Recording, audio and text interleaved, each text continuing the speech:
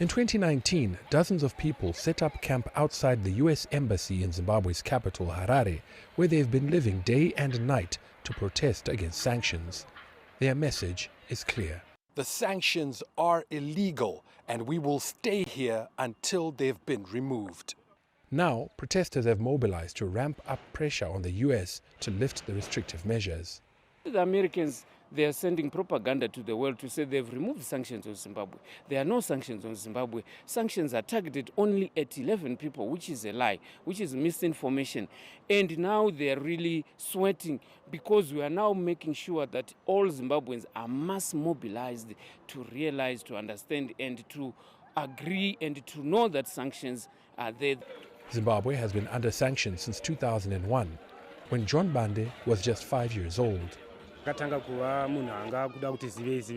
heard that there used to be large multinational companies in the country that employed thousands of people, but I never got to see them.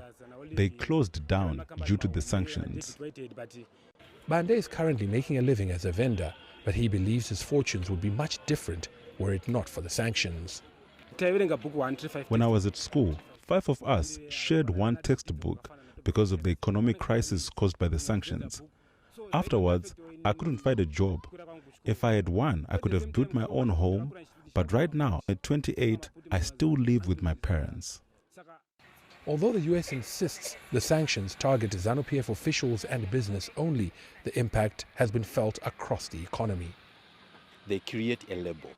So even if the sanctions, they have specific names on it, but in general terms, they create a label about that particular country. And therefore, any investor who is outside, when he sees that particular label, then try to avoid to come and make investment in that particular country. While government officials have acknowledged that graft is also a challenge, they say the illegal sanctions have by far worsened the country's economic and social landscape. Farai Mwakutuya, CGTN, Harare, Zimbabwe.